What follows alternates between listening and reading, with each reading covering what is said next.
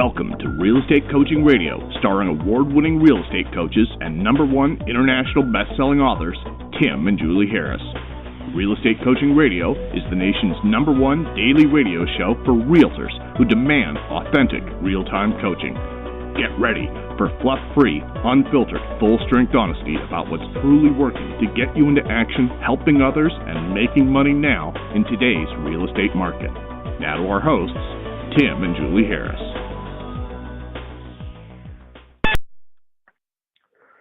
We're joined today by do-it-yourself publicity expert Christina Daves. Having invented a product and desperate to sell it, Christina figured out how to get free publicity.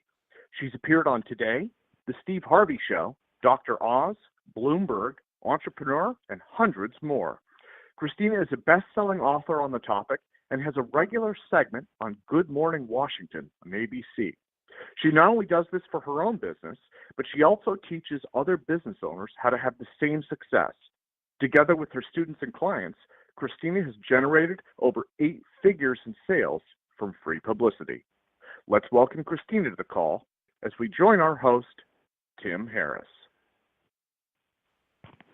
So first of all, listeners, a quick apology. We're broadcasting in lo-fi today, but Christina and I are going to do an absolute phenomenal job of delivering you guys a lot of great information on PR. It's something that all of you should know about, and I think when we go through our interview today, you're going to have some very tactical, practical information that you can take action on right away. So Christina, first of all, thank you very much for being my co-host for today's show. Hi, thank you so much. I'm really excited to be here. Good. You sound excited. I believe you. I am. I know. So it's funny. I gave a presentation yesterday, and they said, wow, you really love what you do. I'm like, I do because it works if you guys do this. So I'm excited to talk to your people and share with them some things because it'll really make a difference in their business. Yes, it absolutely will. So let's just start out with the real basic stuff, and then we can get into the real interesting how-to aspect of what you have to offer. So what is PR, and why would someone want to do it? Because we maybe have some people that are really, new business people, and so they're just learning the ropes. Right. So PR from the old school, if you remember, publicists were so exclusive and elite, and, they would send a press release out, and only certain people would see it. Well, now with social media, you don't need publicists. You can find a journalist on Twitter and have a conversation with them. So the reason you want to do this is visibility. The more publicity you get, the more you're quoted in Realtor.com or national magazines or Trulia or any of these real estate publications. I always say, before you meet with somebody, what do? You Google them. I do the same thing. So before these agents go out to listing appointments, they're getting Googled. So what happens if somebody Googles them and they're the whole first page of Google being quoted in all these real estate stories? Who do you think they're going to want to work with? That person has the credibility and the expertise as, wow, the media wants to interview them. They must be really good. Is it difficult to get a media outlet to want to accept your content? Is it something like, how do you go about doing it? If you want to get into the how-tos, I'm sure that's where our listeners want us to cut to anyway, so why don't we just cut to it? Absolutely. So I'll give you 2 scenarios. In the local market, and one of the easiest things you can do is really pay attention to what's going on nationally. So one of these big companies, Inman does a study, Trulia does a study, Realtor.com does a study, bring it home. What does that mean for your local market? And pick up the phone. Start to build a relationship with your local newspaper editor. You really can do that, especially in a smaller local market. But tell them, what that means for your industry there. And I will tell you, I interviewed the editor for the Washington Post real estate section, and she said, Christina, I want to build my Rolodex. She goes, my Rolodex is so small because people are afraid to pitch me story ideas. So they want story ideas. Isn't that? But you have to make them good. Don't just say, how home prices are going up, home prices are going down. Give me meat. Give me something really good. I did a presentation yesterday. We're in the D.C. area, and I said we had the government shutdown last year. I said if I'm a real estate agent, I'm on the phone calling the local television station saying, guess what? This means that my person who just bought a house doesn't have a job anymore. Let me tell you what that means in terms of qualifying for a loan, and that's newsworthy stuff. That's the stuff you just want to be on the ball with locally, so you can pitch your local media and become that real estate expert guru that they come to for quotes. So you're saying, for example, like if I'm on Bloomberg and Bloomberg just comes out with a story about real estate prices in Greenwich, Connecticut. They like to always bash on Greenwich, Connecticut, and we have one of the top listing agents in Greenwich, Connecticut, Rob. And what Rob does is he'll go and he'll write articles for his clients, and he'll send those, say, hey, this Bloomberg article came out saying how Greenwich real estate is flat or it's going to decline or how whatever, the best days are behind it. Those are the typical Bloomberg articles about Greenwich. And then he said, this is the reason that this information is not necessarily what you want to be listening to, and he'll go and kind of rebuff whatever the negative was in the Bloomberg article. He could take that same approach, and he could then approach someone in the media, and they might be interested in having a counterpunch to that article since it's already something that's newsworthy. Is that what you're saying?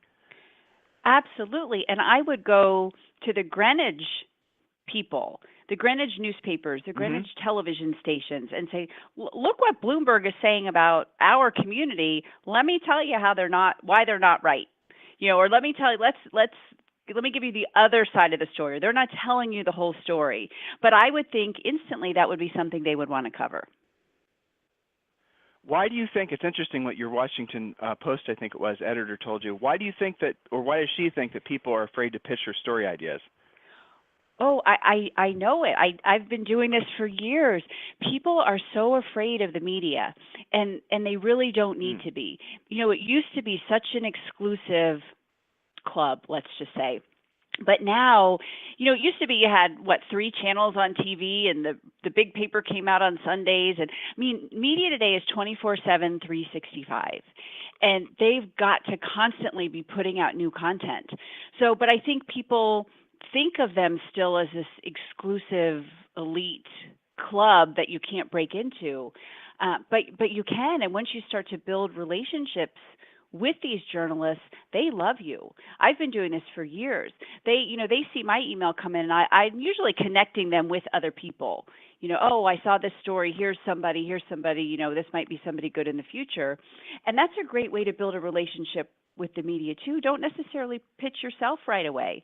Really pay attention to what they're writing about or talking about, and give some feedback, give some additional information, give them more contacts, people and then when you pitch, you're a valuable resource to them already.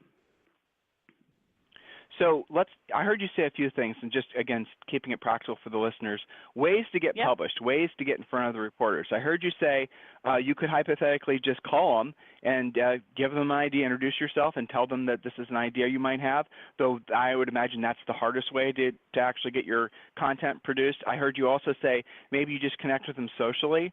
But isn't the formal way, or the old school way of doing it, isn't there a formal, this is how you submit a press release type thing, and this is who you send it to? Can you illuminate this topic a little bit so the listeners have, actionable information? Yeah. In my opinion, the press release as it was before is dead. It's great for information, but if you really want to pitch a journalist and really be successful, I call it my Get PR Famous formula. You want to be newsworthy. You want to create a great hook, which is your subject line. So they're going to open your email, and you want to make sure you have the right real estate journalist. But give them boom, boom, boom. Trulia did a study. Here's what it means for us. Here's my bio. I'm available, or even put a quote in there that they could just take right out and put in a story. And then if you want to put a press release at the end, you could say, for more information, I've included a press release. I don't know anybody who's still using press releases. And you have just as much success. All the people that I've trained that are getting in the Wall Street Journal and the Washington Post and on TV, they're not sending press releases. They're sending a very short strategic pitch with a statistic, information, quotes, something to back up why they know this. And it's also really good to know about that journalist. Know the kinds of stories that they write. So when you're pitching a story, it's right in line with what they do anyway. I see you've written That's 5 fascinating. articles in the last 6 months about X, Y, and Z. Here's something along those lines you might be interested in. I guess what the listeners need to clearly understand is that these journalists are always looking for information, and if you prove yourself, as you said this, Christina, if they prove them, if you prove yourself to be a trustworthy, viable source of information, they're going to cultivate that relationship. They know what you're after, getting printed, getting on potentially maybe even a TV show or something. They know what your end game is. And if you're a relationship they want to continue to foster, they'll probably reinforce that relationship by giving you what you want. That's the essence of why you guys want to do this. And I want you listeners to listen to what she said. The very first thing that she said about making yourself search-worthy, making it so that when people do random searches on you and they see you're quoted in a bunch of different places, if that's not the most powerful killer way of building, reputation in addition to, maybe a referral or something like that, that's about as powerful as you can get. So does this cost any money, everything you're talking about, to do anything that we're discussing? No. Does this cost any money? No, that's the thing. Everything is free, and if you just get used to it, I would say it's muscle memory. Get to a point. Just start doing it, and then you'll start seeing things, and it'll 5-10 minutes a day is really all the time you need to spend on it, and you will see results. Like I said, I've worked with thousands of real estate agents, and I get so excited when I get a text or an email. Christina, look, here I am. I had one agent who pitched the Washington Post, and it was kind of a lofty pitch, but I thought, okay, good for you. That's great. 2 weeks later, his article was posted. This was just this past Thanksgiving to Christmas time. So I texted him in January, and I said, just curious what the ROI on your article is. And he goes, oh, so far, I've gotten $5 million listings in 6 weeks. Nice. Now, how's that for ROI? Well, I'm sure you don't want to say his name, but do you want to drill down so we can give listeners exactly what the article was about that was so effective? Yeah, I'd love that. Case absolutely. Studies. Yeah. Absolutely. It's Dustin Fox from Pearson Smith Realty, which is getting to be a really big real estate company in the Washington, D.C. area. But what he did is his specialty, his niche, is selling homes using Facebook ads. So he pitched the same editor I told you about, the Washington Post, and said, I can help you with an article on how to sell real estate using social media. So now every time he goes to a listing appointment, he pulls out his article and says, I'm going to sell your home using Facebook ads, and look, I am the expert. The Washington Post, and he actually wrote the article, which is very rare, and then they did the editing, so it was Washington Post worthy, but they didn't know the content like he knew the content of what to put in the article. But yeah, he's so let's level that. up. You just said a couple of things that I think our listeners are going to want to drill down on, because what you just said is going to intimidate them to a certain extent. You know what I'm about to say, guys. You don't have to write the article yourselves. No. That's what rare. She told you before. Right, rare. It's rare that someone can put together a really good article that's going to, basically be accepted by somebody like the Washington Post, right? I mean, so you guys just have to listen to what she said earlier, factoids, your quotes, maybe some information to reinforce whatever it is, the topic that that reporter's probably going to be interested in, and just send them that. And if they're interested, then they'll write the article. So don't overthink this or make this too difficult. I heard her say you have to spend about 10 minutes a day on this. I thought that was interesting too. So what do you mean by that? You should maybe consider adding this to your schedule, 10 minutes a day. What does that mean specifically? So pay attention to what's going on in the real estate market, which you guys should be doing anyway, and get to that point where you see if there's a trend or a study or something that you can then, like I said, drill it down and bring it locally, that you can then pitch your Sun Gazette, your local Times, because ideally, as a local real estate agent, that's where you want to be. Those are your potential customers, are those people reading that paper. So that's why those stories are so important. So, there's Tim Harris again talking about the local real estate market. So you're just always staying front of mind in front of your potential customers. I'll tell you, listeners, and you a real quick story, more and less in alignment with what we're talking about.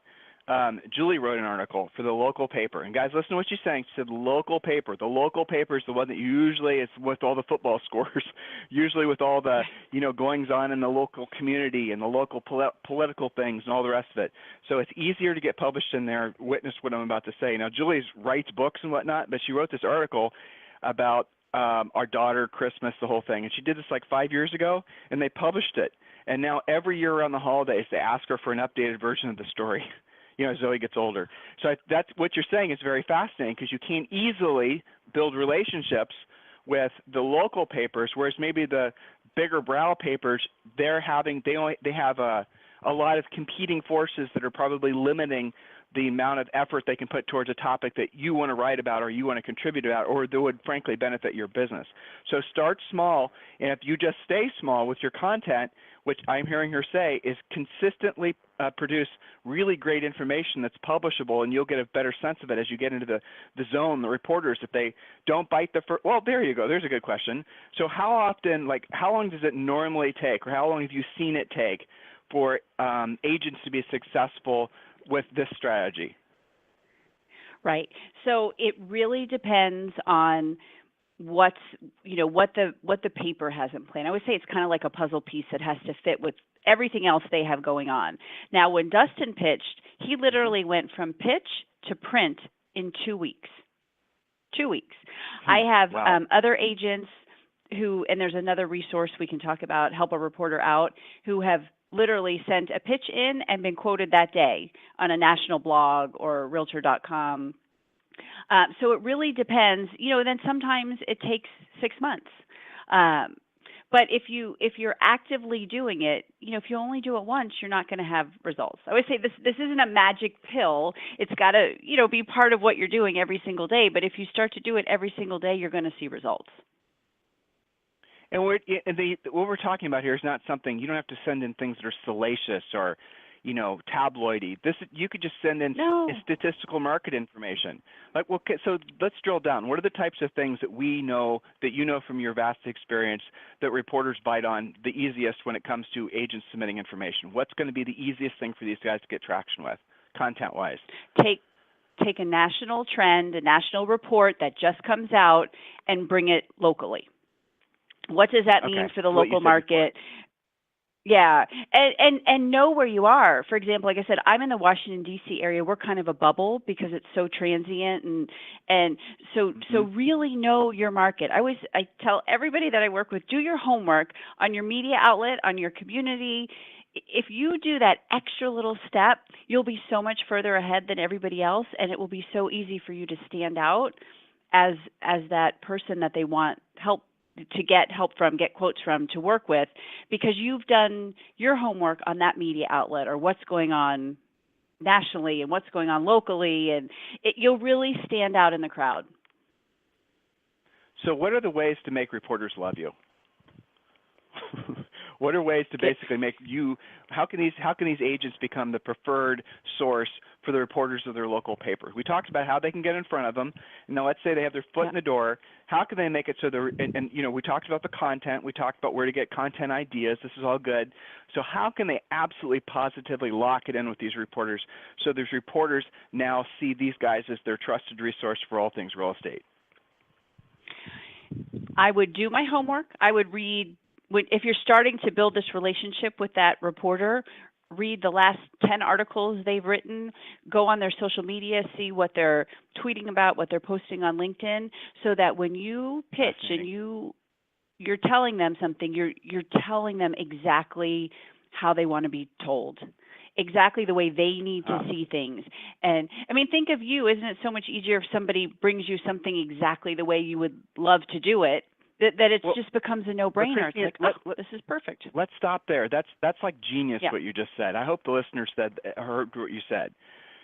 Okay, again, correct me if I'm wrong.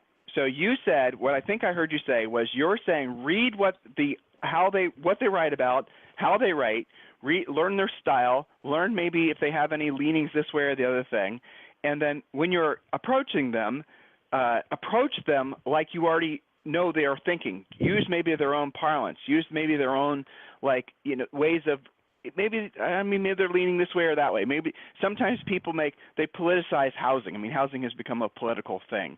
And if you see, like I read an article the other day how the guy who was running HUD now is going to try to make it so that people who are getting housing subsidies have to have jobs, and that's something that's not been done before, and it's going to be very controversial at the midterm elections and all that. Well, if you have an article, if you're a local housing person, is like 100% pro, they should have jobs, they should get out with their butts and all the rest of it, and if it's that leaning politically, then you probably want to approach, if you're hoping to have a relationship with that person, you might want to try to be in alignment with how they're already presenting the information from their perspective. Did I hear you correctly? Yes, but if you do really have an opposing view on that, take their view, give them pros and cons type of thing. Because you don't want to just say what they're saying. I meant that more in the format, the way that they write and the way that they maybe interview people to make it a lot easier to just kind of plug and play what you're doing. I would not change my opinion just to get printed in the newspaper because that's what that journalist felt, and they want to see both sides of the story. That's usually that's how journalism works. So my approach was too sycophantic, is what you're saying. Well, too much. Yeah, probably. Yeah. Well, okay. So let's move forward. What other tips come to mind? What are the other challenges that sometimes folks have, business owners have, when they're trying to cash in on PR? What are the things that you see people stumble over that we might be able to save them the pain of having to deal with? Their pitch is too long. Do not send a 10-paragraph. As much as you want to tell them everything in that first email. And it was funny, I have now built a relationship with one of my local Fox News anchors, and she said to me, she said, the publicists make it so easy for me, because if it's 10 paragraphs, I don't even look at it. I hit delete. So you've got to just boom, boom, boom.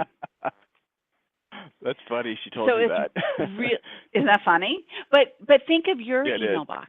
That's what I was telling. What are you going to read? The short emails. You don't want it. You're like, oh, okay, I'll flag that. I'll get to that later. So think of it in that perspective, but that's the first thing. Pitching the wrong journalist because you only can find the food editor and you hope they're going to push your real estate story to the right person. That doesn't happen. I made that mistake myself. And then timely pitching. You need to know, like regional, if you have a regional magazine in your community, it could be 4 to 8 weeks out. So if you're pitching a spring real estate story, you don't want to pitch it in April because that magazine's closed and done. Nationally, they're done 4 to 5 months in advance.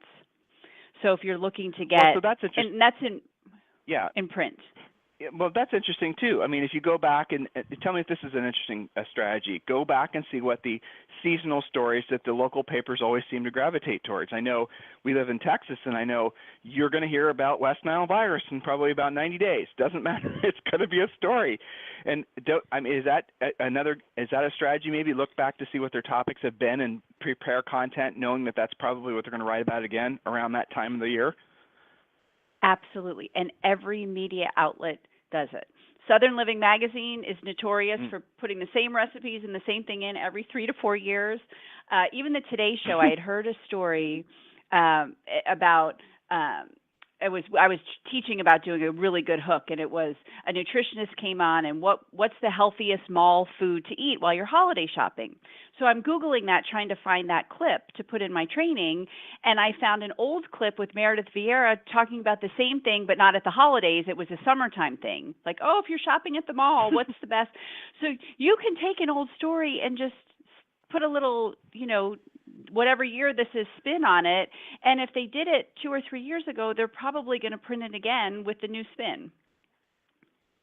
There you go. I think that's a good idea. That's fantastic. All right, cool. So anything else you'd like to say to these guys and let them know how they can get in contact with you?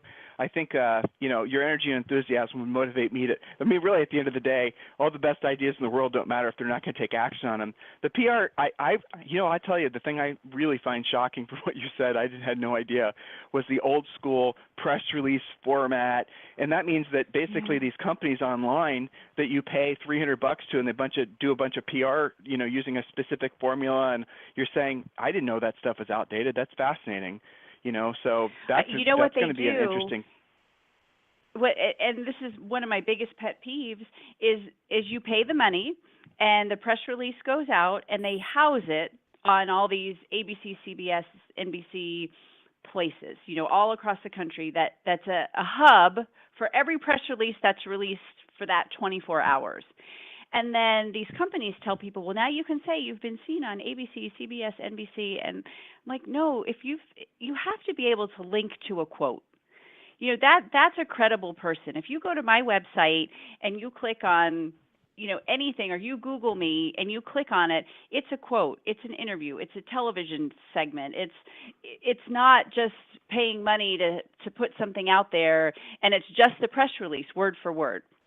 So that I have a really hard time with that. It's just not right.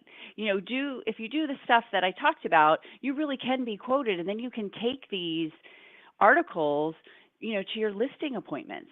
I have an agent who was just quoted in Women's Health magazine. That's almost a 2 million circulation, and it was all about how hard it is when you're selling your house for a husband and wife, the stress on the marriage.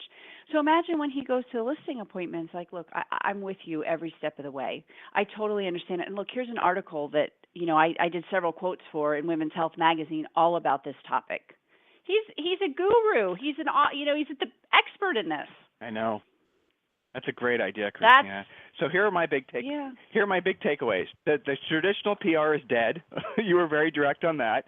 That the big online PR release things are silly. That you don't have to write some big 10-page dossier to get the reporters to pay attention to you. You gave really great ideas on how these guys can come up with inspiration for their own press releases. You said make sure that you keep it local because you increase your probability of getting published, and let's be honest, that's going to be where you probably want to focus anyway for the as you're getting comfortable doing this. And I also heard you should probably consider making this part of your daily routine so that you increase your likelihood of getting published as you consistently send to the reporters that are in the housing section, because these are agents that are listening, information that's going to be of interest to them. Was there any other points you'd like that I missed that we should maybe make sure these guys got? No, that's good. And just at the end of the day, think of the value to the audience. What value are you providing that newspaper audience, that television audience? Because that's what they're looking for. So think of the end game and then go backwards. That's fantastic. So if these guys want to get a hold of you, how might they do so? I am at prforanyone.com or christinadaves.com. You can put my name into Google. You can find me everywhere.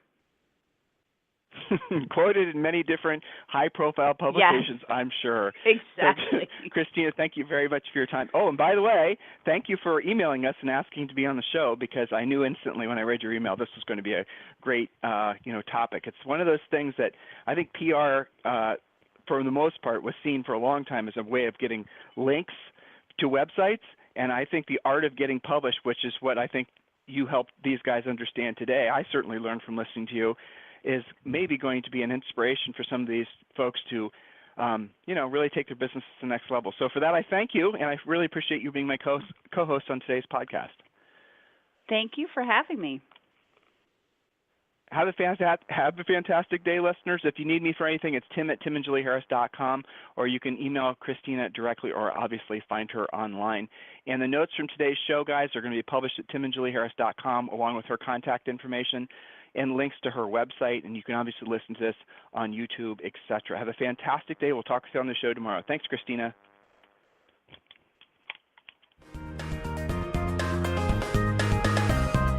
This program has been a presentation by Tim and Julie Harris, Real Estate Coaching.